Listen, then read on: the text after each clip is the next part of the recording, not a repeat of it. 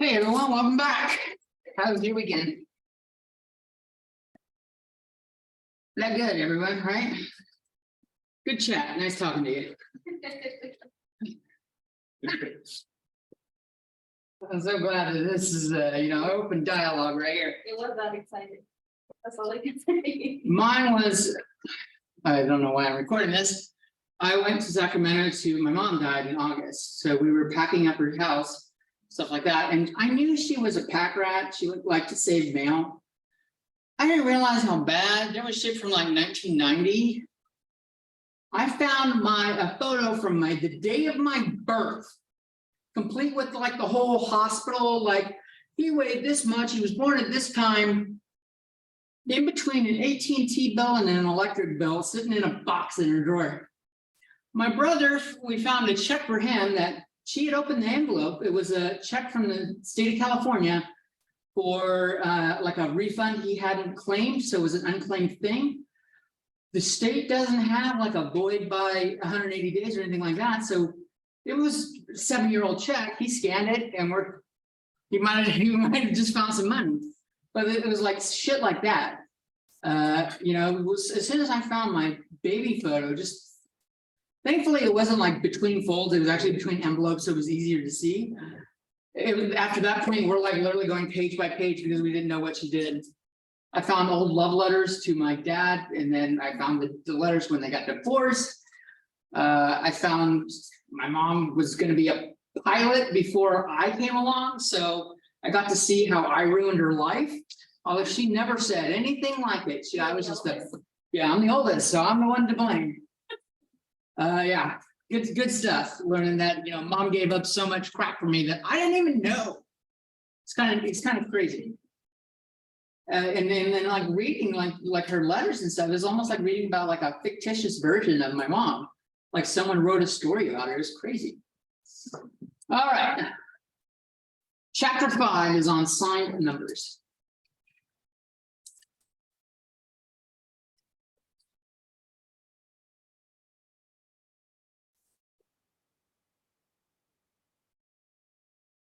So far, we've been dealing with like countable numbers, like the whole numbers. We've been doing 0, 1, 2, 3, 4, and decimals and fractions between them.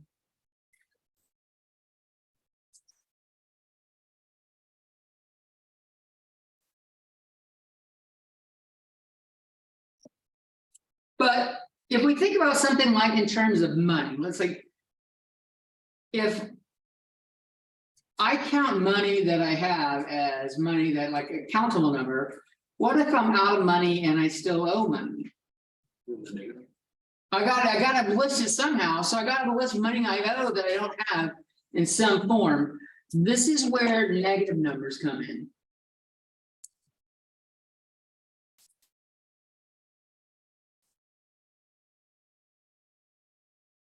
Are really the opposites of the whole numbers.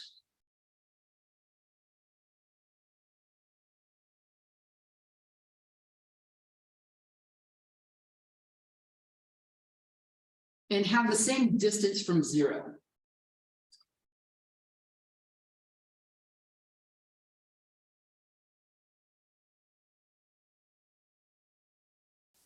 As their counterparts, the positive numbers.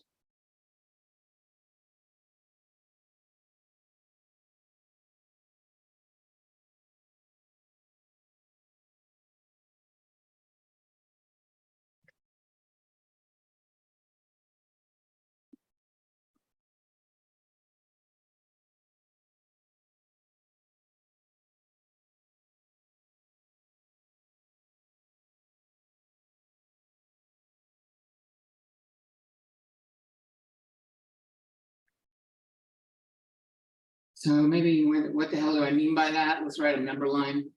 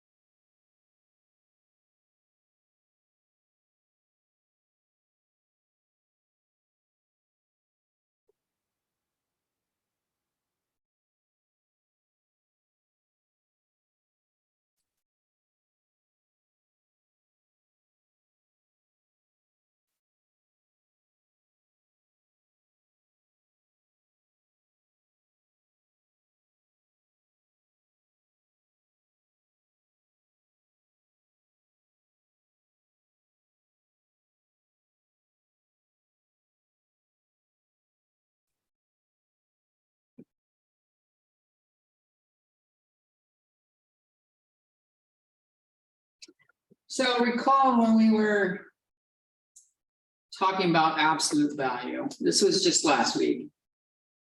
Distance was the absolute value of P2 minus P1. And we were looking at doing positive numbers. Like if I did 2 to 5, I could say 2 minus 5 or 5 minus 2, because they both lead to 3. That's the same sort of distance I'm talking about right now from distance from 0. If I do the distance from 0 to -4 and the distance from 0 to +4, I can do that absolute value thing. I can do, let's just say P2 equals, or P1 is 0 every time. Let's just say the P1 is 0. If I do the +4, the one on the right branch, 4 minus 0 is the absolute value of 4, which is 4. This is the +4 version, which is over here. I'll call that A. If I do B over here, -4 minus 0 is the absolute value of -4, which is also +4.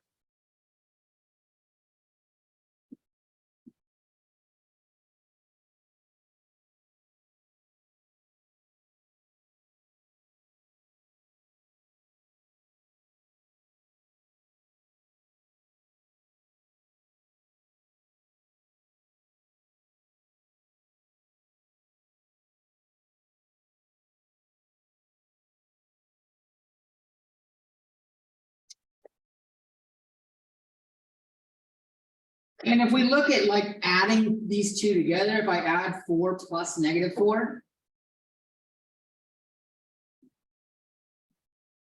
Normally, if I were to say 4 plus 1, I could find 4 plus 1 by finding this arrow for 4 and then adding another length of 1 and seeing that I get to 5. If I do that same thing with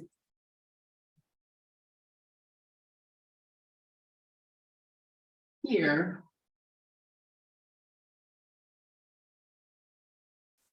if I start here and I go 4 this way, I'm adding 4.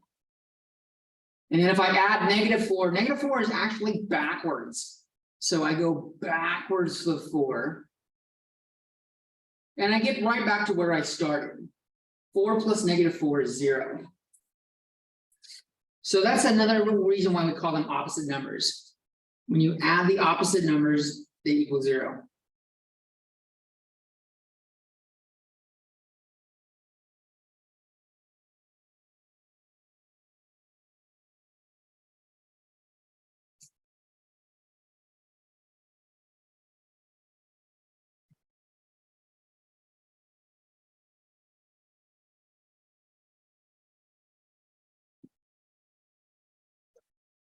And this should kind of make sense to you. If I owe Bertha $10, I'm -10, and then if I give her the $10, I add a +10 to it.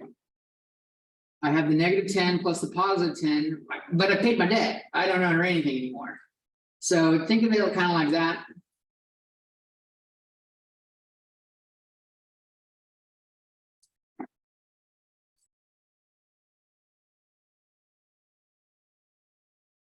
Which leads to another idea.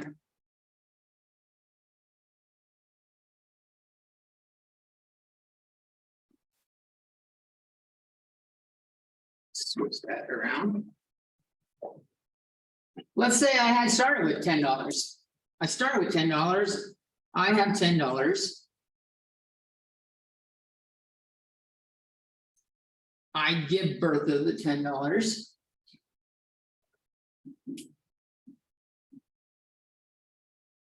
I have 0 left.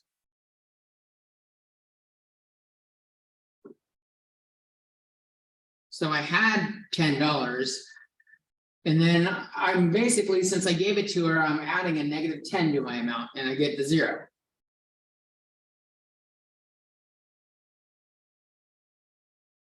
What's another way of saying I gave Bertha $10 though?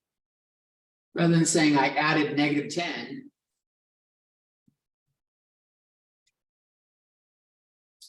Is there another operation where I do 10 with something and equals 0? -10. So adding the opposite is the same thing as subtraction.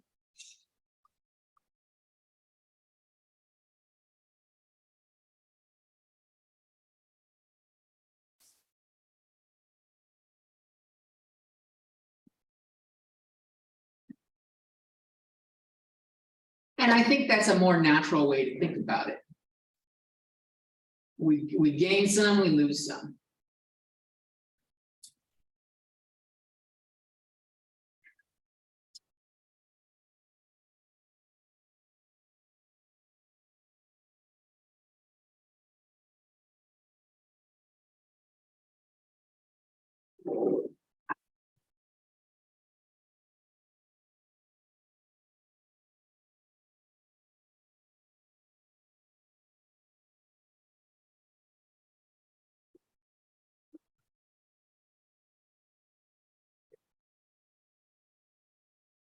When you're going through the material, like you're doing the homework and stuff, 10 plus -10, they call these additive inverses. Additive inverses add to 0.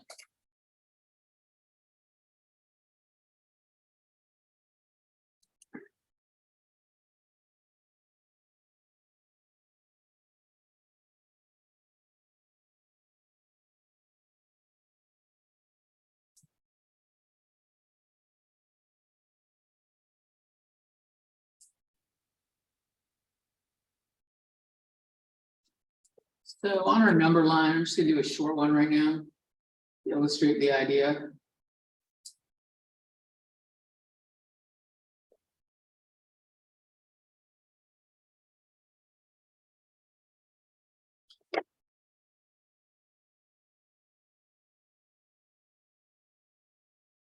It's perfectly acceptable. When we have negative numbers, the negative sign must appear.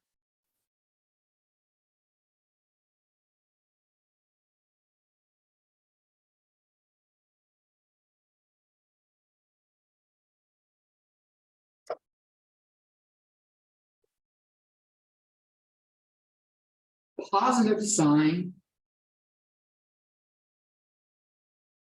is optional, usually not written.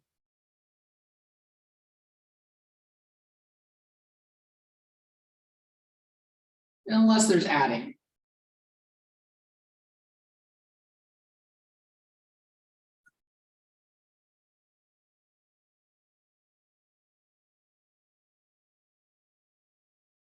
If they ask, 0 is considered unsigned. It doesn't have a sign. It's not positive or negative.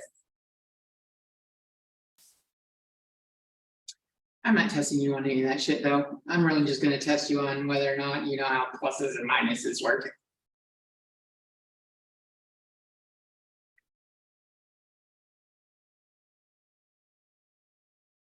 It's good to know everything on this side is called negative. And when they talk about everything to the right, the positive side, and they include 0, 0 plus 0 and positive numbers, this is called non-negative. So they might say that. They won't say positive numbers, because positive numbers don't include 0. So when they want to say 0 or higher, you'll see them say non-negative. I don't know that the homework will do that, but if they do, that's the terminology.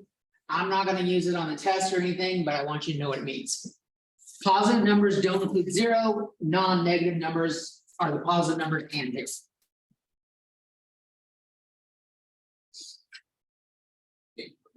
When do they start adding imagining? I don't even know if we're going to do this in this class. I have to look. It is important in engineering, but I don't know that like an electrician really needs to know it. Complex numbers actually are the basis of alternating current, what we use in the mathematics behind our electricity. So it's imaginary numbers, such a terrible name because it makes it sound like it's not real or important. And it is.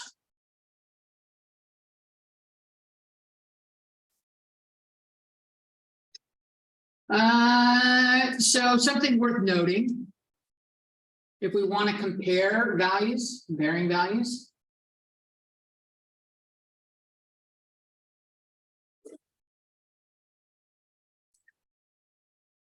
I've got, if I just look at the positive numbers, I have 1 is less than 5.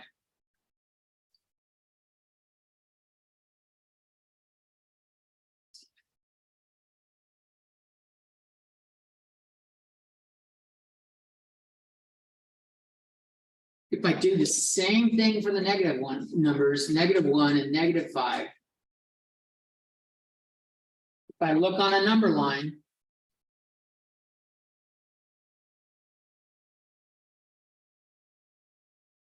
Isn't the one that's closer to 0?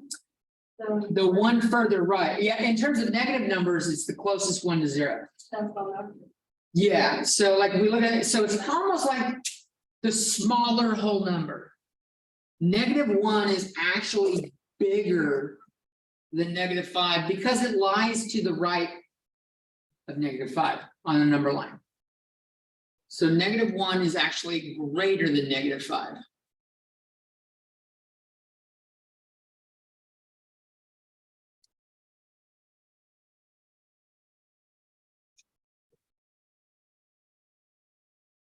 Which is the opposite of the positives.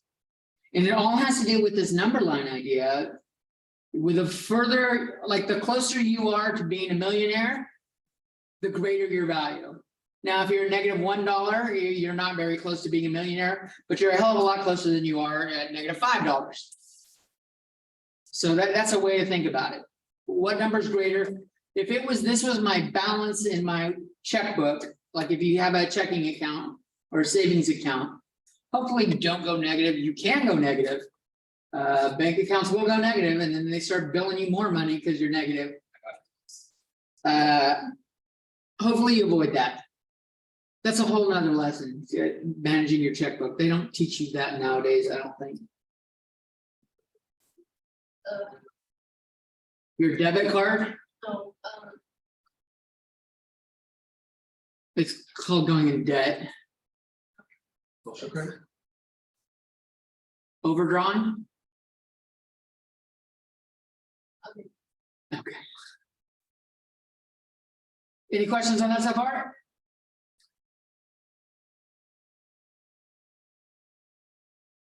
Okay. So we looked at adding negative numbers. If I had 5 and I add -2. This was the same thing as 5 minus 2, which was 3. Kind of like on the number line, we went right 5, and then we went back -2, and we ended up at 3.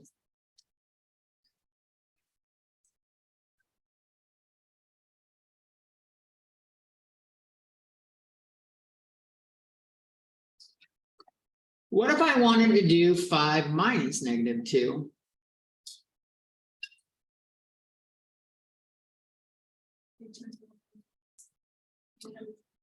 It's going to flip it around and turn it into a positive. Subtraction is like going left. Subtraction is going the opposite direction of addition. That's a good way of looking at it, is going the opposite direction of addition.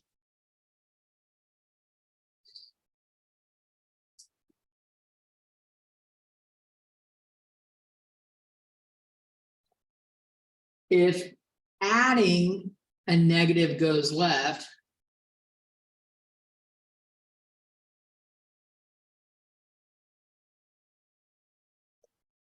subtraction makes it go right.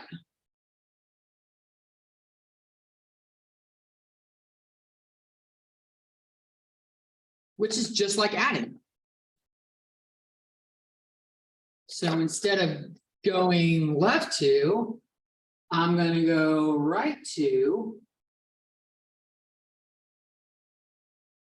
That would be minus -2. And I'm at 7. Which is the same thing as 5 plus 2.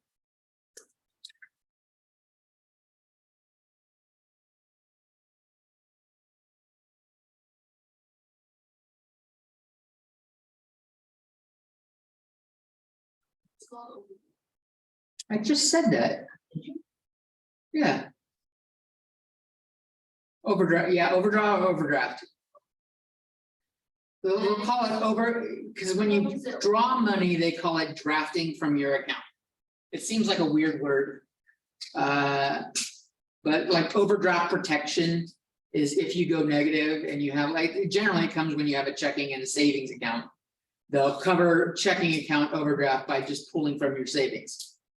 Which seems like the regular thing to do all the time. I don't know why you have to ask for it, but Those are charging you. That's fine. so the better way to do it. I'll cover checking after, like if I think we'll be done with chapter 5 early today. We can talk a little bit about checking so that you guys don't overdraw or overdraft your overdraw is what the act of doing it. So let's just like give you an example, a couple examples, and let's see what you guys come up with. Let's do 7 plus -6. Let's do 2 plus -5. Let's do -3 plus 4.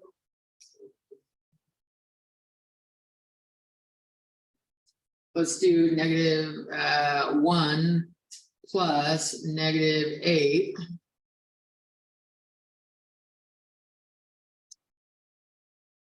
And now I'm going to change all of those actions to subtraction as well. We'll do 7 minus -6, 2 minus -5, -3 minus 4, and -1 minus -8.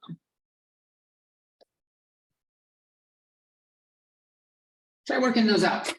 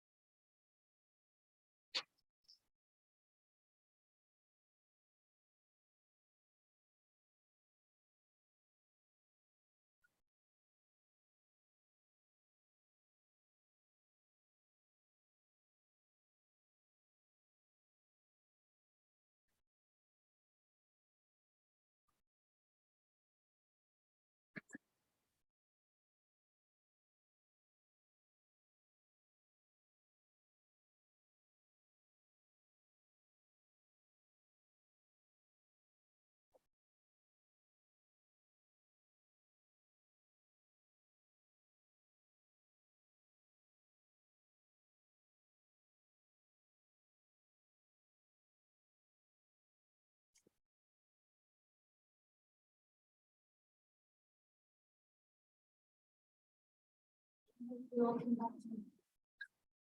2 years ago. Finally. You know, talk about checking to us.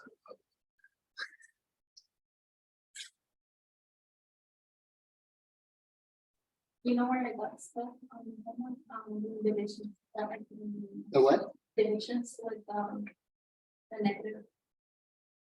That's where I got stuck. So I did like 60%. We're gonna do multiplication and division with negative in just a second. Just gotta make sure we know addition and subtraction.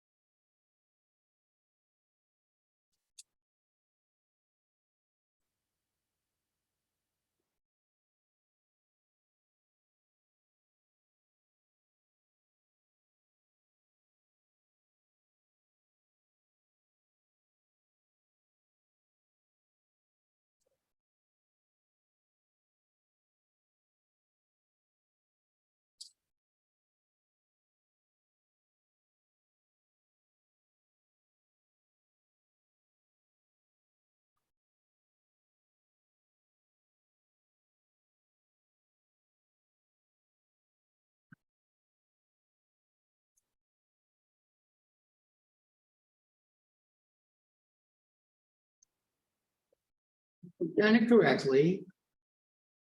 We'll get 1, we'll get -3. We'll get 1 there, we'll get -9 there. Here you'll get, what? Yeah. Next one, So, 7, next one, -7, last one, 7. yeah.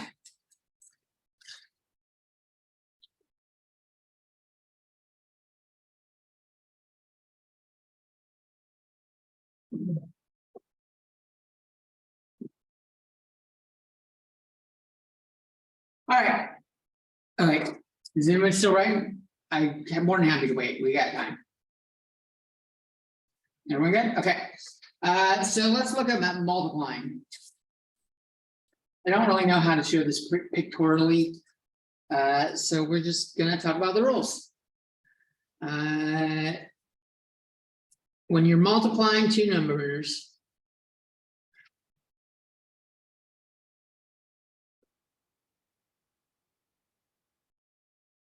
If only one is negative.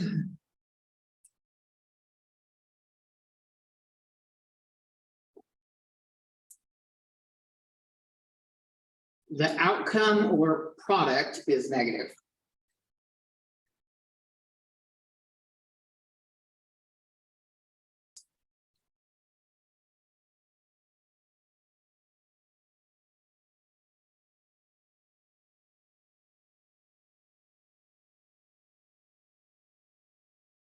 And if both are negative.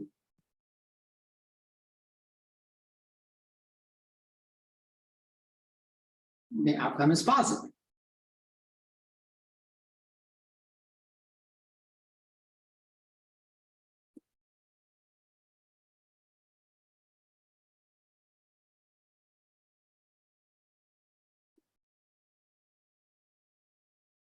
I like to think of this as a light switch.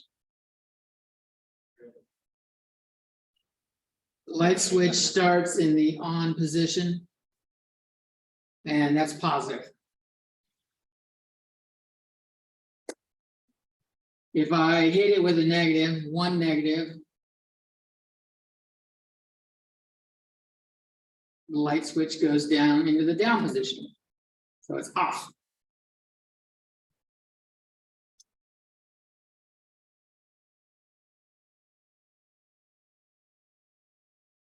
And then another negative, so 2 negatives total now, turns the light switch back on.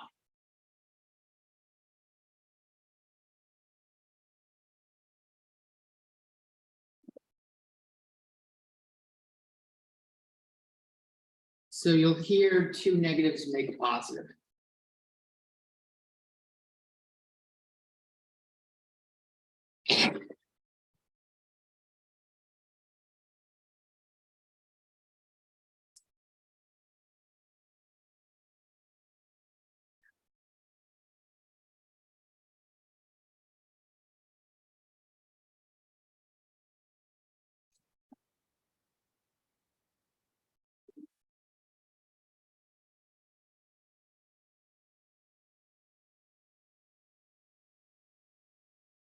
So like -3 times 4. There's only one negative sign, so the outcome is negative. And then 3 times 4 is 12.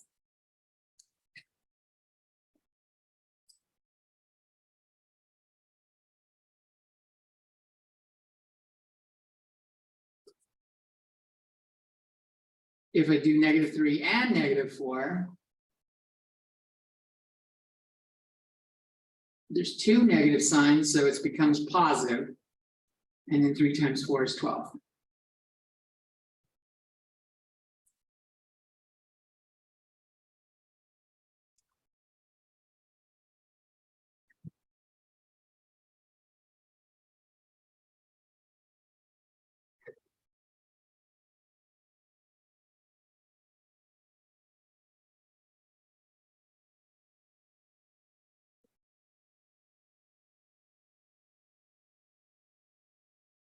This holds true for division as well.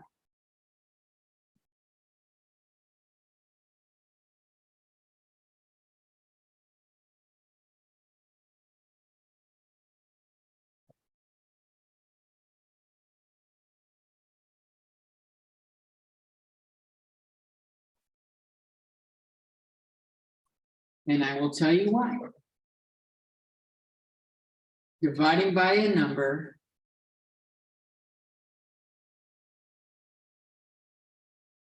is equal to multiplying by the reciprocal.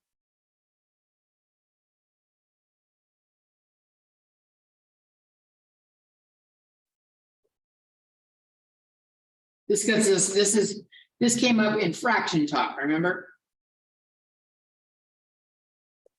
So I'll show you what I mean by it.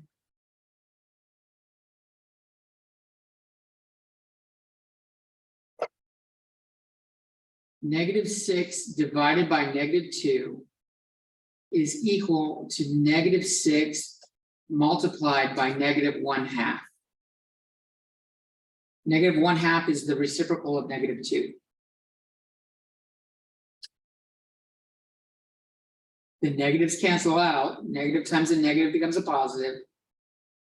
And either 6 times 1/2 or 6 divided by 2 are both 3. But this is why division is the same as multiplication. The rules are the same, they apply.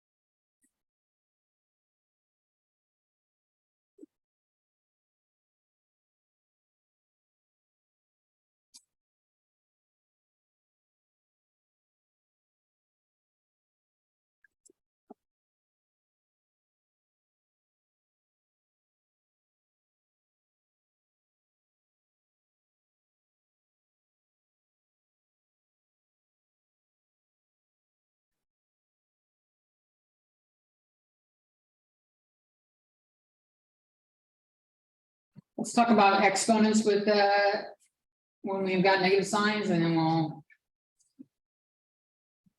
got one more thing to talk about, and then we'll do some PEMDAS and stuff like that.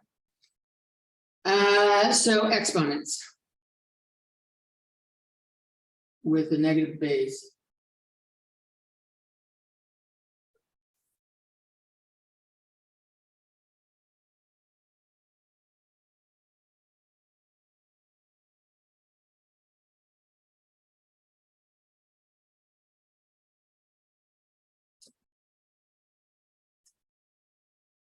I'm going to use -1 as my base.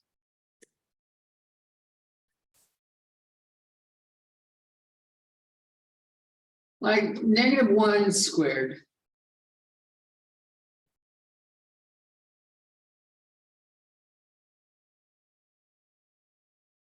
If I do -1 squared, that's really -1 times -1, right? By what exponents really mean.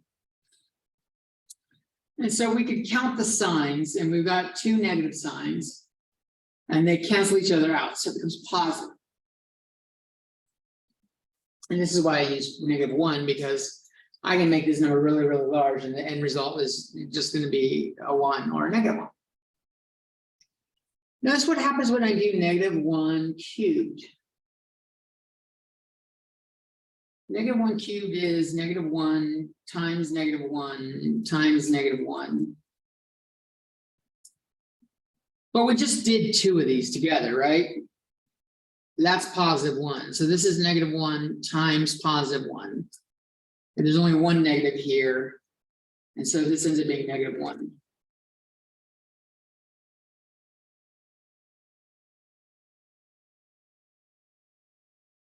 Now let's look at -1 to the 4th and -1 to the 5th, and then we'll stop. Because I think the pattern will reveal itself pretty well. -1 to the 4th is -1 times -1 times -1 times -1. But really, if I just clump these in pairs, That's -1 squared times -1 squared. And we saw those were both positive ones, right? So this is 1 times 1, which is just 1.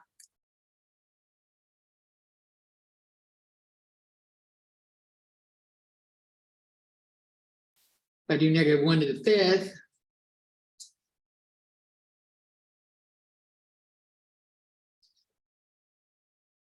I'm going to speed it up a little bit. 4 of these make -1 to the 4th. And we just said -1 to the 4th was 1. So 1 times -1 is going to be -1.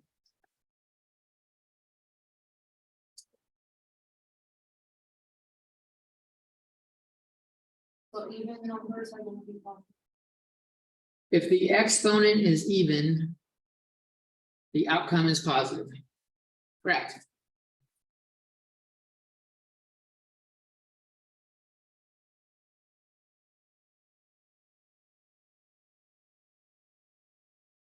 If the exponent is odd, it is negative.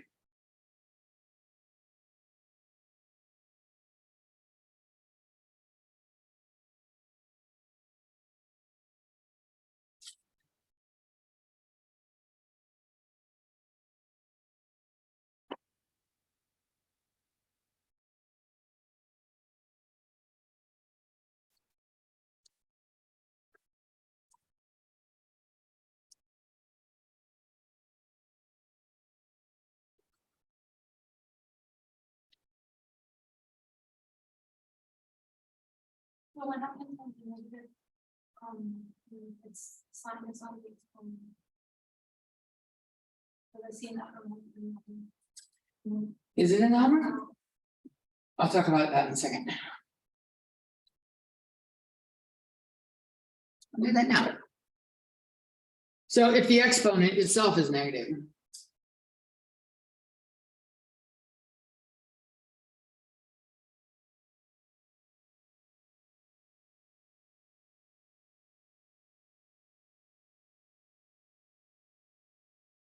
I guess they have this in the powers of 10, like 10 to the negative something. That would definitely be in this section because that's something that matters in trees.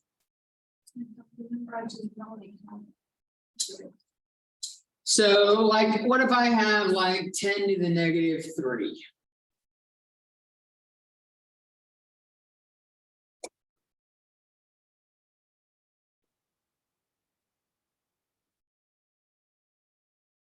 Write this as its reciprocal with a positive exponent.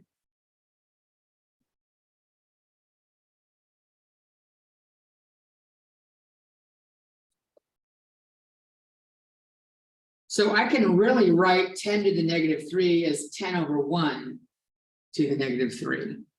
So I'm going to flip it over. The reciprocal is flip it over. And we make the exponent positive. And we've got 1 over 10 cubed. And that's probably the most direct route to do it.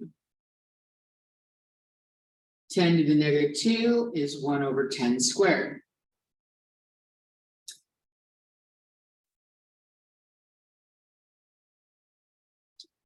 Which is 1 divided by 1,000, which is 0.001.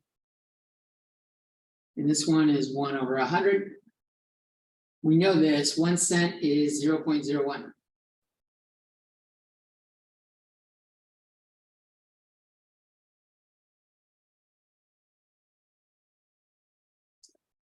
Ten to the negative 1 is just 1 over 10. Which is 0.1.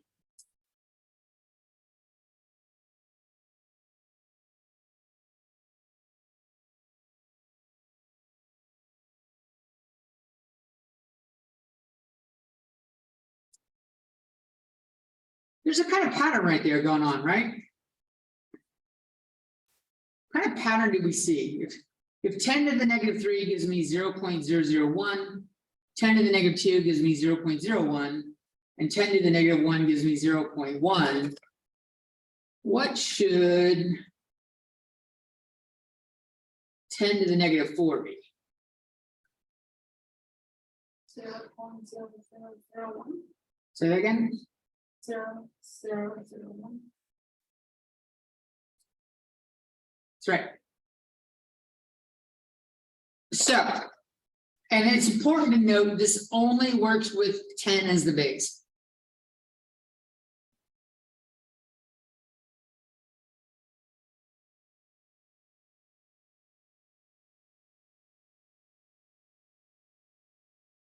A negative exponent on 10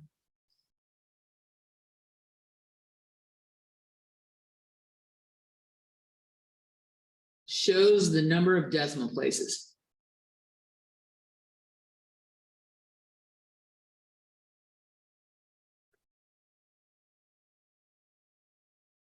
There's another way to think about that, but, and I'm going to say the other way because it works with the positive one as well.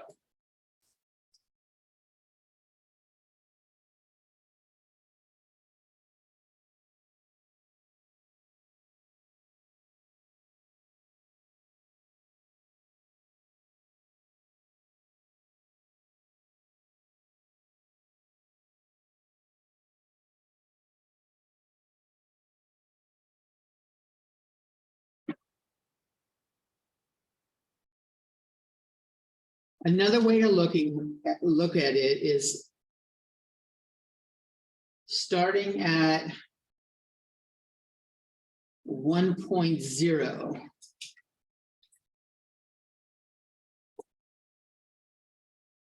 The exponent tells you how many places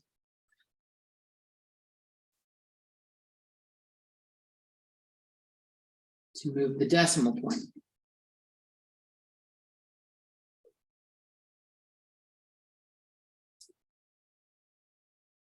Where left is negative, or negative is left, and positive is right.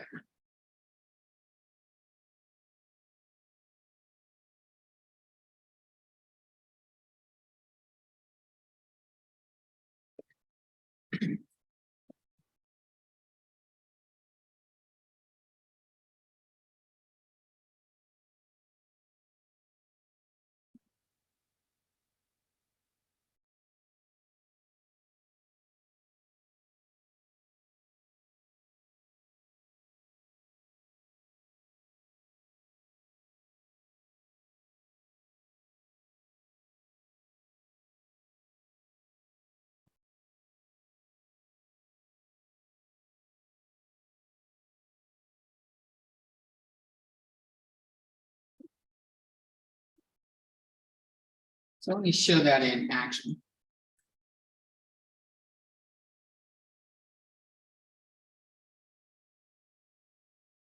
I'm going to combine it with scientific notation.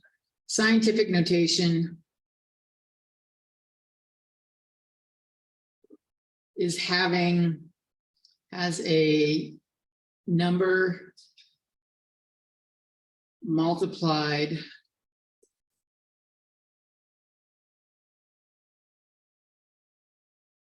by 10 to an exponent.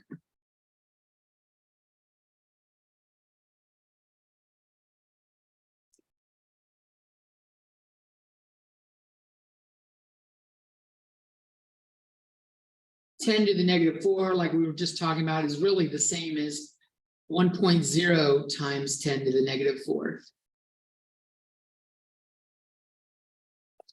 So I start with 1.0 and I move the decimal point left 4 times.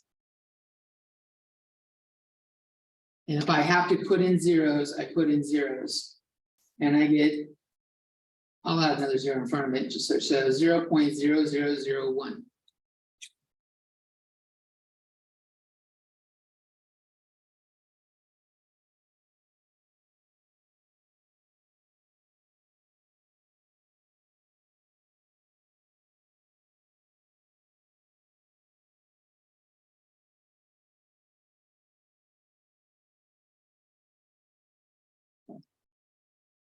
So if I had something like 4.78 times 10 to the negative 6.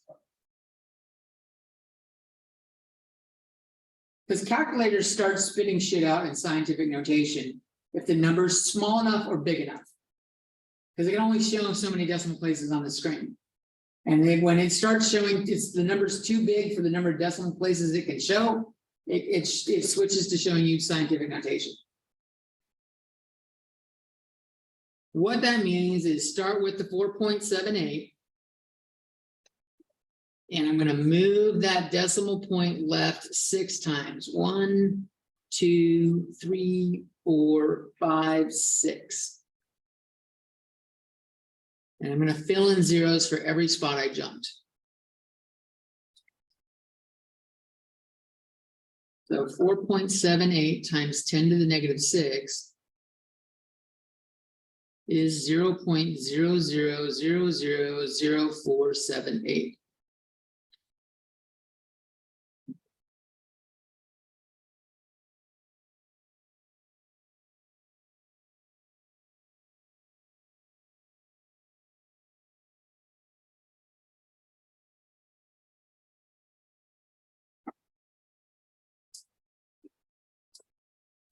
If the exponent's positive, it goes the other direction. If I have 4.78 times 10 to the 4th, let's say,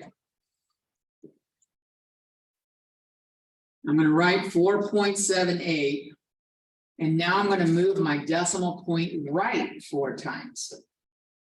1, 2, 3, 4.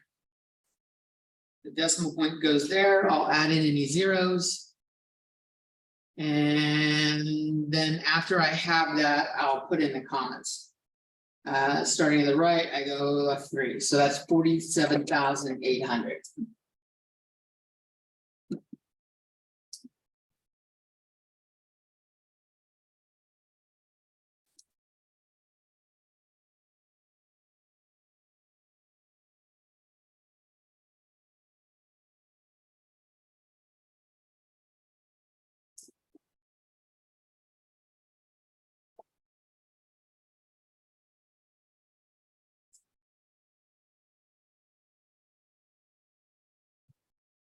So here's a fun example of this shit for you. Shit that will never apply to your job, but it's fun. Proxima Centauri is a star in the Alpha Centauri system.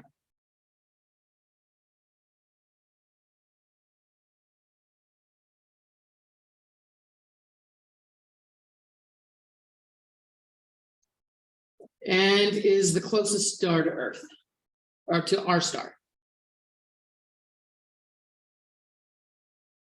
Star to Earth, besides the sun.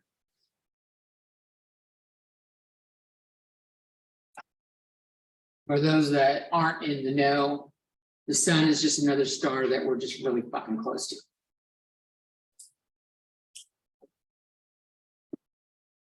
It is 4.2 light years away.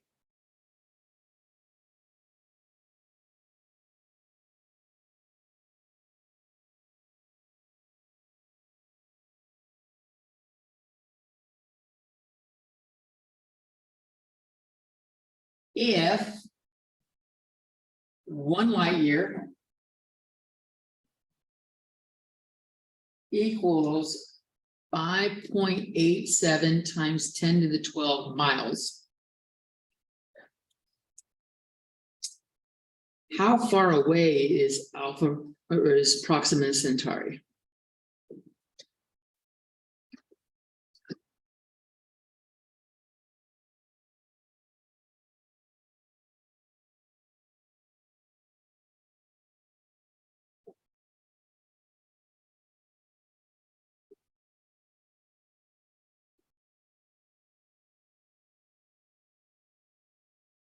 I'll give you a little bit to write that down. Because this is gonna, we're converting from light years to miles. So this is gonna kind of like hit on what we did in chapter 4? Chapter 4 conversion? Yes, it was.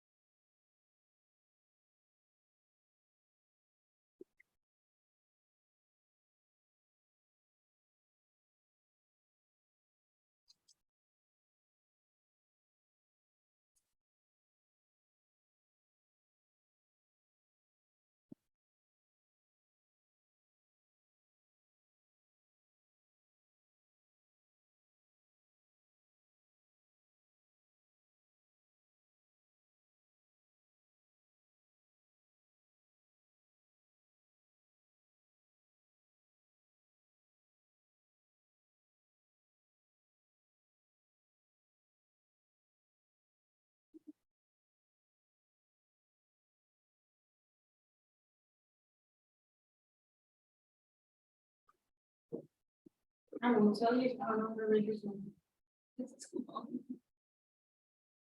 We'll talk about writing it out. We're gonna solve it first. Let's solve it first. So what we gotta do, we started with 4.2 light years. I'm gonna use LY for light years. Is that okay? I don't want to write light years, that's long. We have this equality, this ratio, this conversion here. If I want to end up with miles, I need to dump light years by throwing it over the side and convert to miles. And the ratio is 1 light year to 5.87 times 10 to the 12.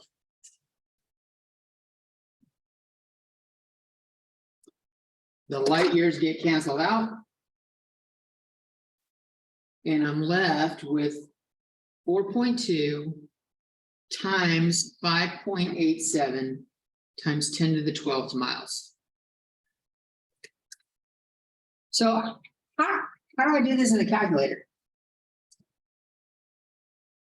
You actually don't need to put in the 10 to the 12. But you can. So some calculators, like calculator options for exponents.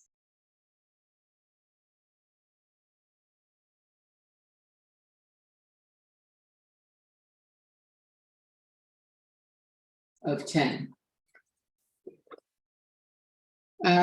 Some calculators have a button that says 10x. Some calculators have a button that says EXP. Some calculators have a button that says EE. I have no idea what the second E is for.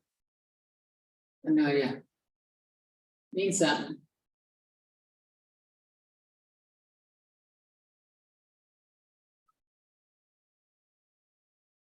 This is the same thing using any one of these followed by a number. Like, let's say 2 10x 3 is the same thing as doing 2 times, and then the calculators, it depends on your calculators. Oops, didn't want to put that in. 2 times 10 x to the y 3. I wrote the 3 as an exponent right there. I wanted to do that. This is all doing 2 times 10 to the 3. So it's worth doing one you know to make sure you figure out how your calculator works. Like do 2 times 10 to the 3, 2.0, and I move the decimal right 3 times should give me 2,000. So figure out a number you know it on, and then you can do it on this stuff.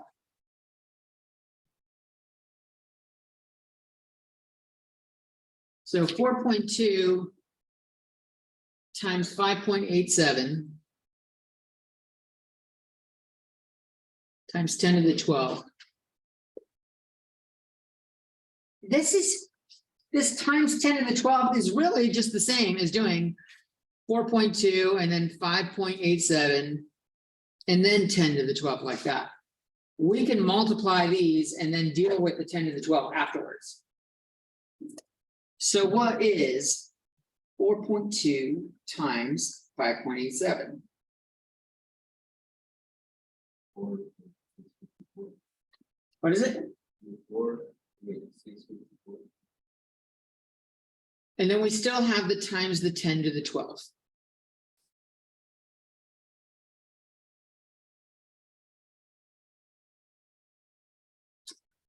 If you put it in the calculator, it probably didn't show you this. If you put it in with the 10 to the 12, it probably showed you 2.4654 times 10 to the 13.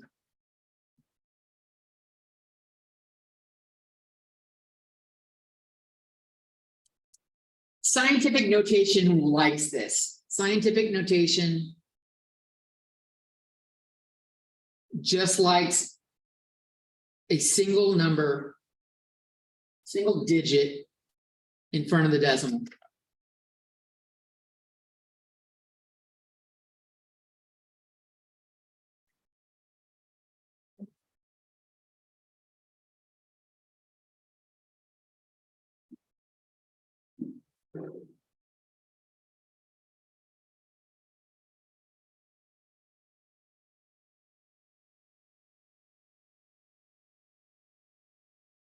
So how many miles is this? 2.4654, and I'm gonna do 10 to the 13th, which means shifting that decimal right 13 times. 1, 2, 3, 4, 5, 6, 7, 8, 9, 10, 11, 12, 13.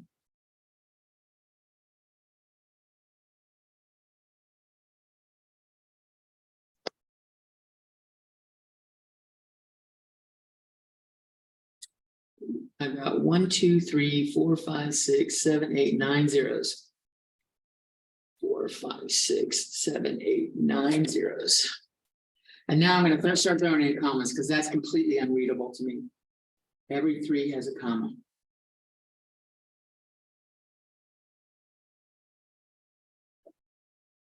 So this is our thousands area. This is our millions area. That's our billions area. Holy shit, that's our trillions area.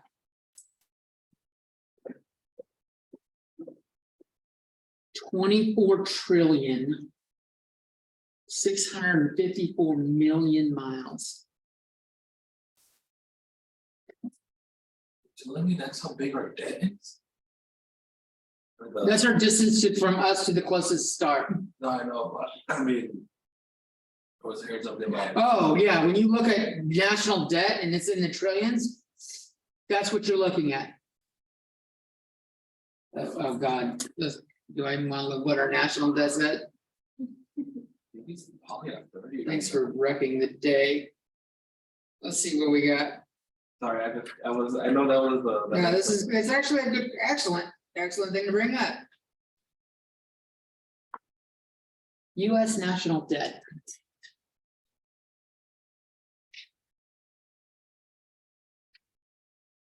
Yeah.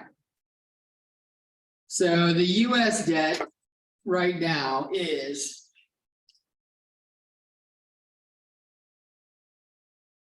They're probably telling it to you as 27.2 trillion. Oh, wait, this was as of November 2020. What is it at now?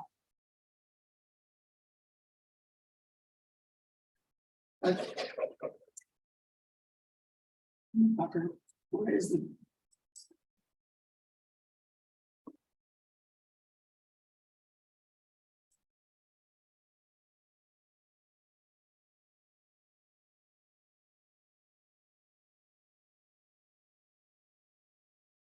January 22nd, 2023, 31 trillion in debt.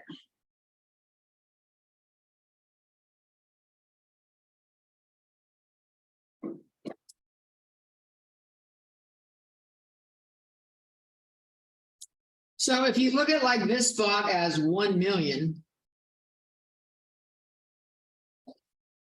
31 trillion is the same thing as 31 million millions.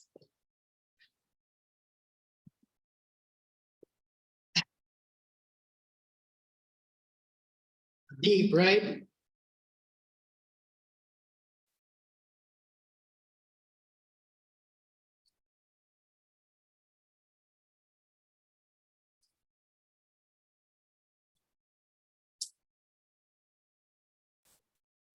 All right, a little bit more stuff we can do with the all this negative sign and shit we've been working with.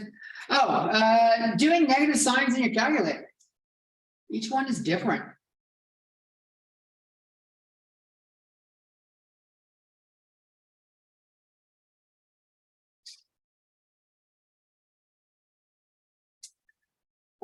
Some of them just have a, it'll just be a minus key. You also might see a key that looks like this.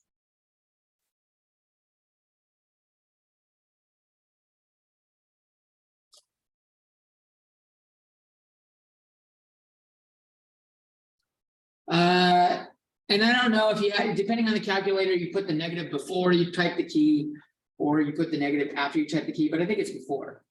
So I think if you wanted -3, you would do the negative toggle or the negative key and then 3 to get it in a calculator. That's usually how it works.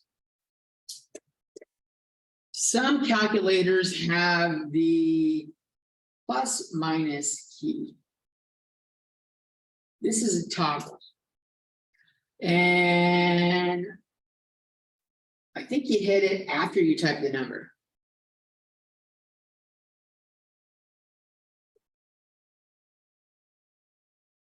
I think.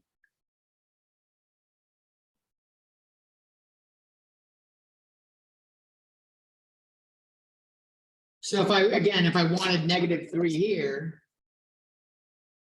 I would push 3 and I would hit the plus minus key. And that toggles it. A toggle is like a light switch. A light switch is a toggle.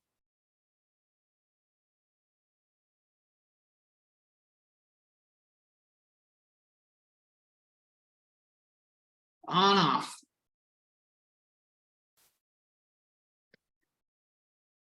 So if you have like a bunch of negatives, you can keep hitting the toggle key and it will shift the number between negative and positive back and forth again.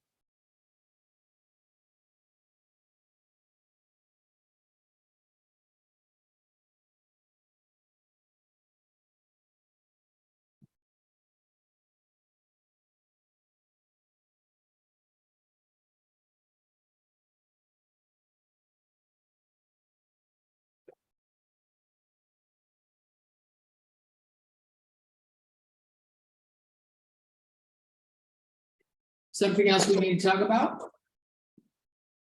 This is back to exponents.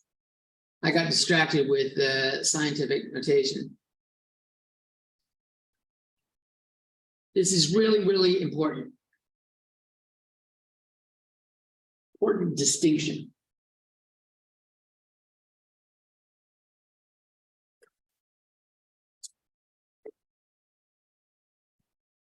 -4 to the 2 power, or second power, or squared means -4 times -4, which is +16.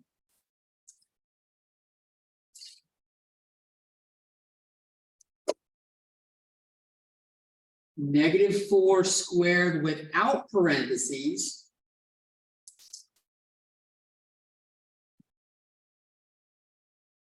The square only applies to the 4. This is -4 times 4. Here, there's only one negative sign, so the outcome is -16. So you got to be alert for that.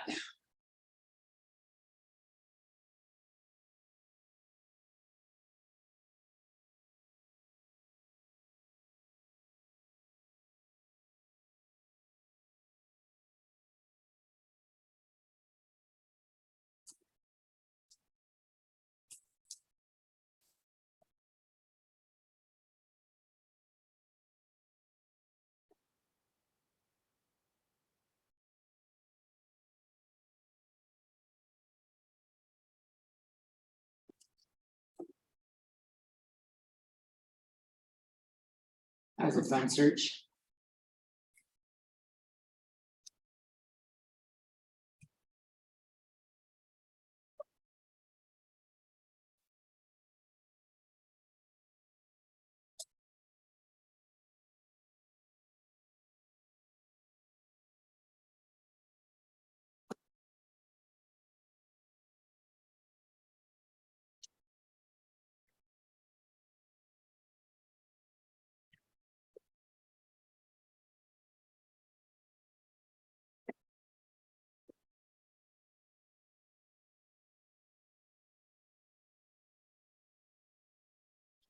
Yeah, one more thing to talk about, we'll do a couple problems where there's multiple operations.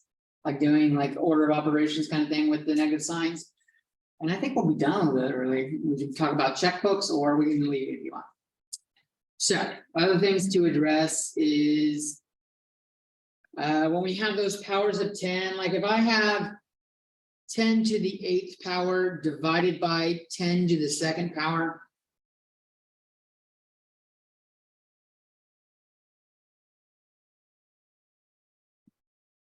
I'm gonna write out what it is and show you where we get.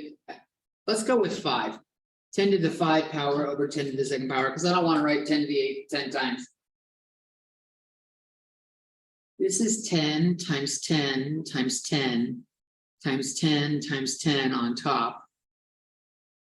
And on the bottom, we have 10 and 10.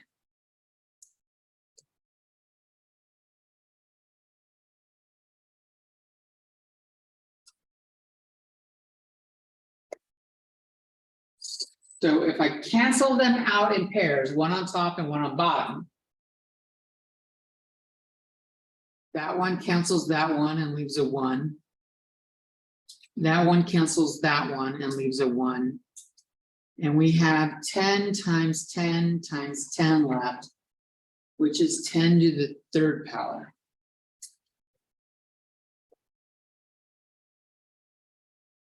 So 10 to the 5th over 10 squared equals 10 to the 3rd power.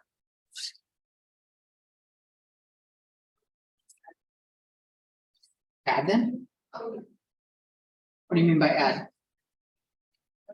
There's a shortcut. There is a shortcut. What's the relationship between the numbers on the left and the numbers on the right? What? The base numbers have to be the same. That's very important. The base numbers are the same. What about the exponents? Is there a relationship between the exponents?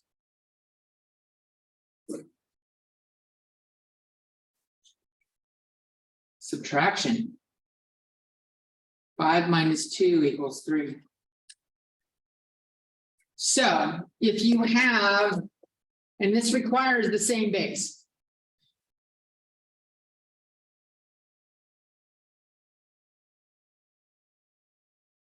You're most likely, for the problems you'll do it on, most likely will be 10 for the problems you'll be working with.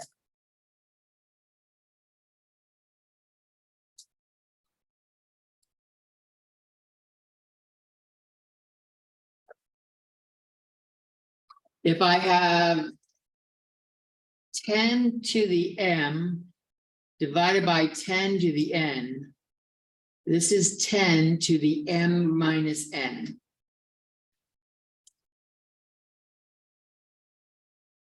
And it doesn't matter if m or n are negative.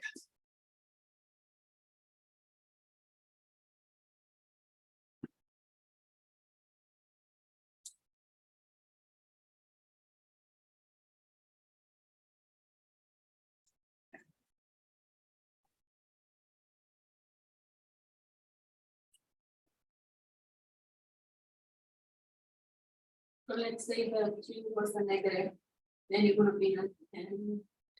We'll do some examples. Negative 3. So if the 2 was the negative, is that what you said? So if I had 10 to the 5 over 10 to the negative 2. This is 10 to the 5 minus negative 2.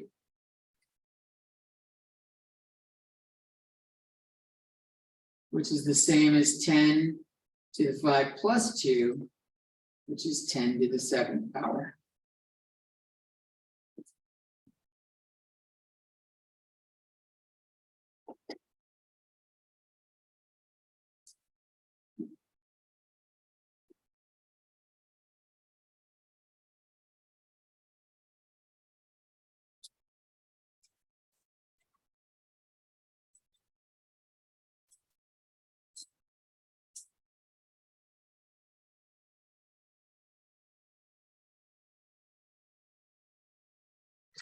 Another rule you need to know, multiplying.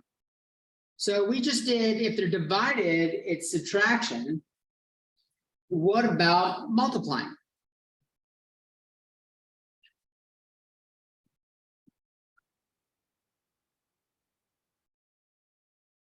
Ten to the 5 times 10 to the 2.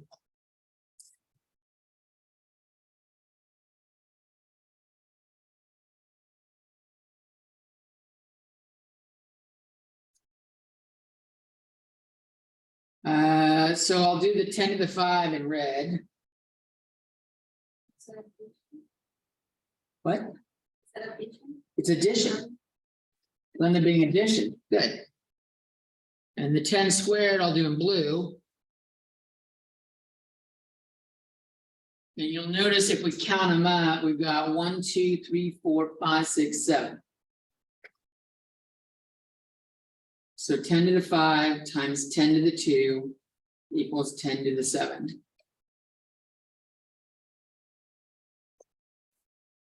The rule there is 10 to the m times 10 to the n is 10 to the m plus n. Again, this works with negative signs as well. M can be less than 0, n can be less than 0.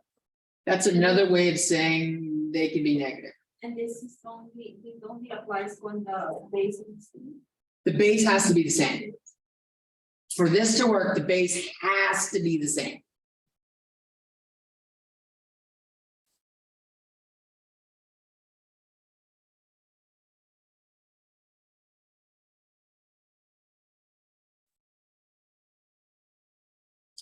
I'll show you a scenario where the base isn't the same and what we do about it. But first, I want to show you one more rule. One more rule with these exponents. I'm going to say we're going to start with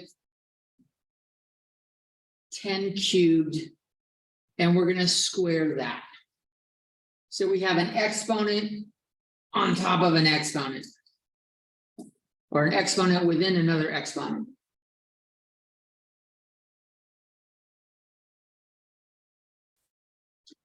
If I write out what this means, this is 10 to the 3rd power times 10 to the 3rd power. That's what the square part means, right? The square means do this.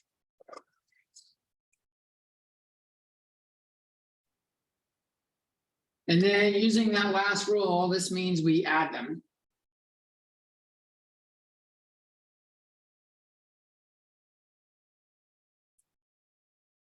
So I'm going to put them next to each other, so it's a little easier to see. Is there a relationship between the exponents here?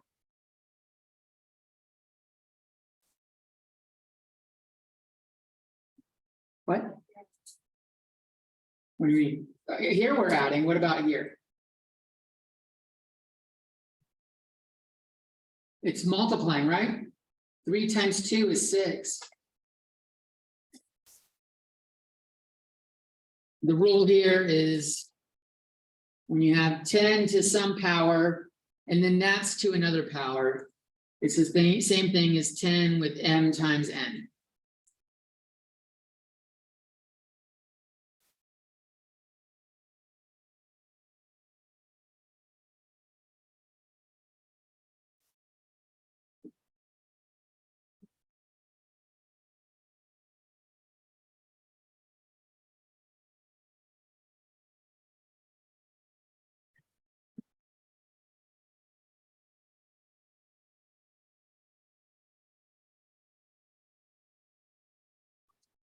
What if they're not the same? What if I have 20 cubed divided by 10 squared?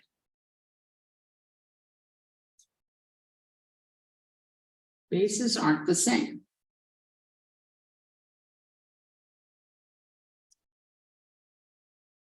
But maybe we can make some of it look the same.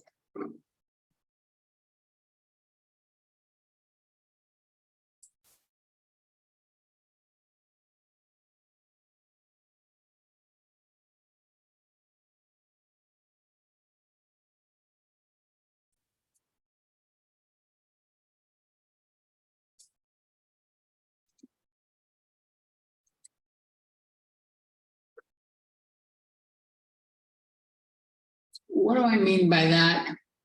I'm gonna try to, is there a relationship between 20 and 10? Like two bases? What? Say that again? I bet they both going to 5. They both go to, let's not try to divide them. 20 is 10 times 2, right? I can write this as 2 times 10 cubed over 10 squared. Because 2 times 10 is 20.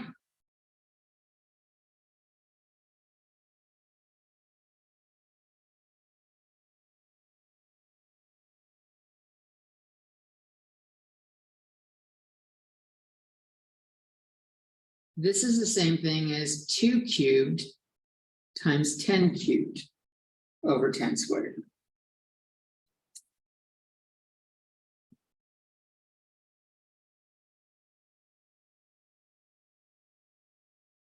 We kind of distribute the exponent to each of them.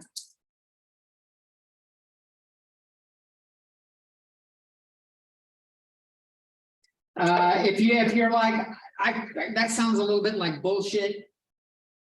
Because you might be going bullshit. Let's just look at it.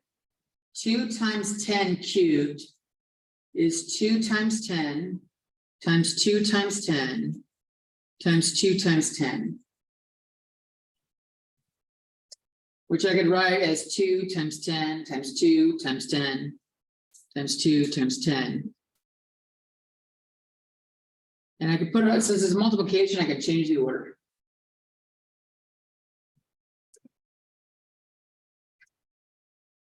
And now I got 3 of these, so this is 2 cubed. And I got 3 of those, and that's 10 cubed. So the idea is we can like distribute the exponent. Where did I do the second green arrow? What the fuck am I doing? Ignore those arrows. It's kind of like these both have a 1, and I'm using this rule right here on that. I'm going 3 times 1 and 10 times, or 1 times 3 times 1 on both of them. Now, at this point, you can do the minus thing. Here, you can say it's 2 cubed times 10 to the 3 minus 2. Because now the 10s have the same base. So we do that subtraction rule.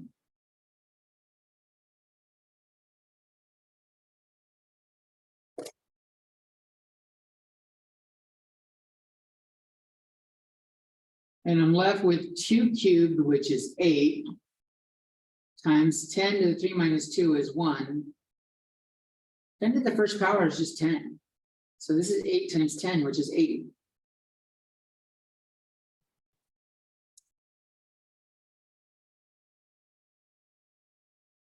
This is probably more complicated than you'll use in any trade problem, but I'm just showing you like the general rules of it.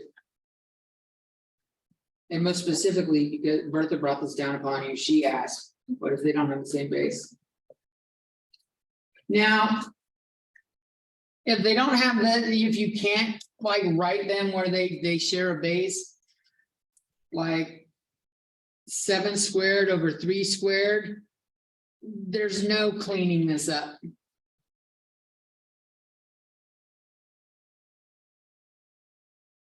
I can't write the 7 as a 3. The only thing I do is really maybe, write 7 squared is 49 and 3 squared is 9. Maybe write it without exponents, but nothing, there's no exponent manipulation magic going on here.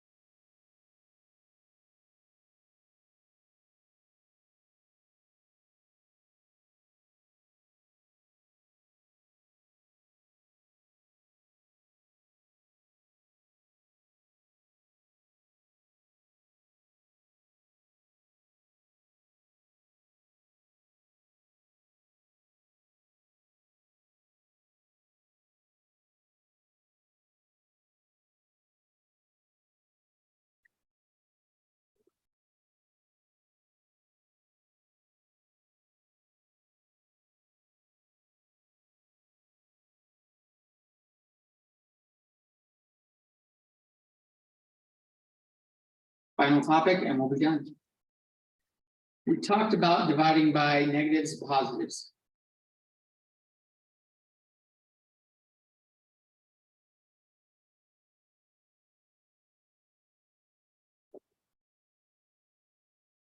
Positives is old news, negatives is what's new. What about zero?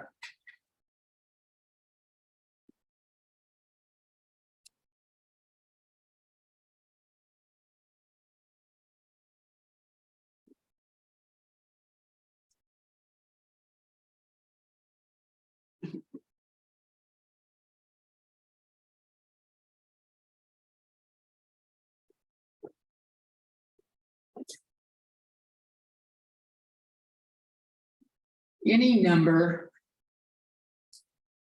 divided by zero is said to be undefined.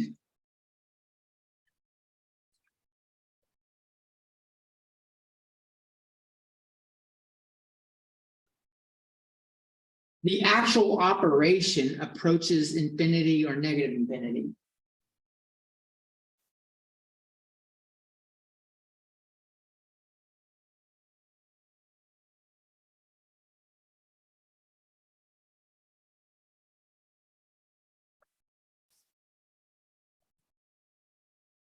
And I'll show you the numbers that get close to zero. If I divide by, let's just look at an example. If I do 1 over 0.001, if I do 1 over 0.0000001, if I do 1 over 10 to the negative 15.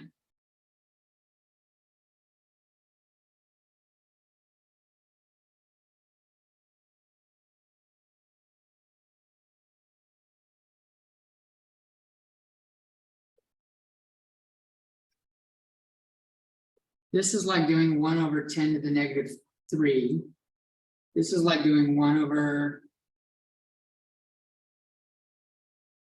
10 to the negative 7.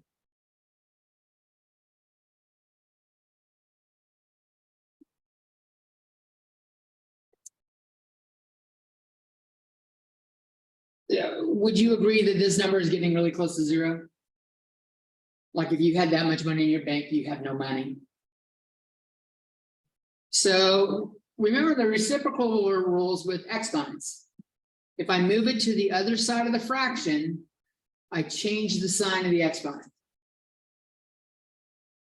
So 1 divided by 10 to the negative 3 is really 10 cubed, which is 1,000. 1 divided by 10 to the negative 7, I can move it to the 10 is on top of like a fraction, but make the exponent positive. This has got 7 zeros. That's 10 million. This becomes 10 to the 15th power.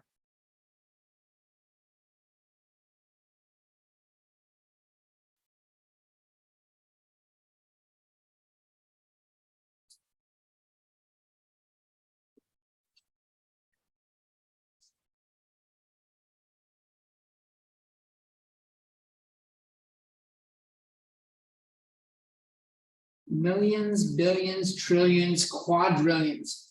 1 quadrillion. The smaller that number on the bottom gets, the whole number is in fact blowing up. So if you divide by 0, you just like blow up so much you can't even give it a number anymore. That's why we say like a number divided by 0 is undefined.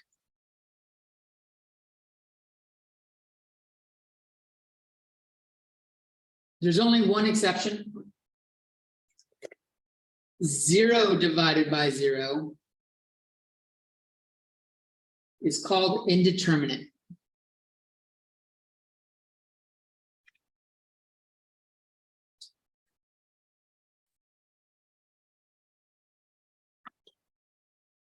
And I can't imagine a spot where you will ever use that information in any anything whatsoever. It has a lot to do with rules of calculus and shit. Why it's called indeterminate and not really worth telling you.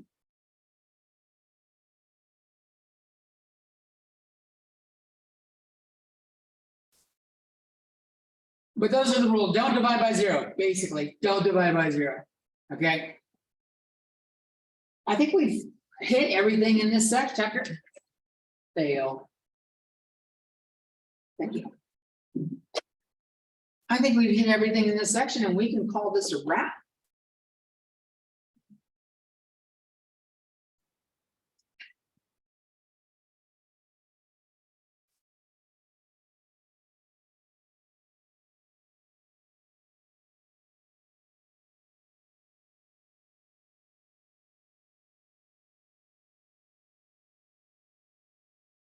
Someone messaged me tonight about bringing in a checkbook or like an Excel sheet that's a checkbook. I'll show you guys how to keep track of your money so you never overdraft. That seems like a pretty fucking useful skill, right? Yeah, so if you're willing to do a little bit of work while you're along the way, as you spend the money, you will never overdraw. Ever. You will never have a, $29 fee. That shit adds up. They start, it goes up in price. The more overdraws you do, It's 35. it depends on the bank. What a credit union. Credit unions are gonna do the same thing. They generally have overdraw penalties. But if someone like emails me or texts me or something, I still don't have your phone. I'll just write it here. It's because it's in the syllabus, or it's not in the syllabus, it's on Canvas.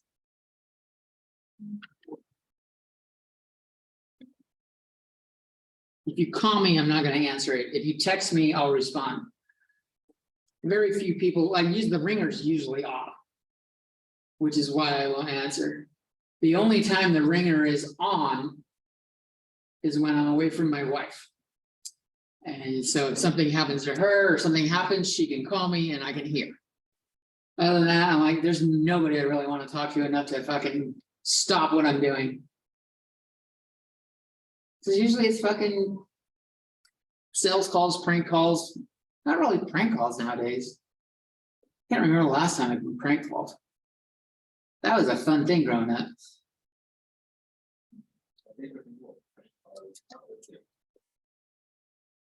Like the pranking the scabbers and stuff.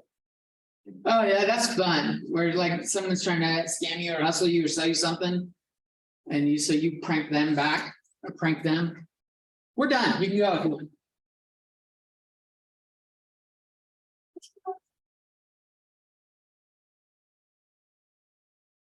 What is my last name? Can someone help her with my?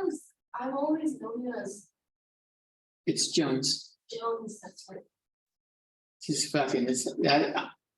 She just fucking stabbed me right in the chest with a fucking spoon. Make it hurt. Because a knife would be going in too quickly. Let's just gouge me with a spoon. I think screw up would be, I probably better David or Hampton. Right, it's David Jones. I remember last time in high school, they didn't know my name, so they just started calling me Marcus, like randomly, and I didn't even complain, I was like, "Eh, sure." And then everybody just knew me as Marcus for the rest of the semester. I was That's like- fucking awesome.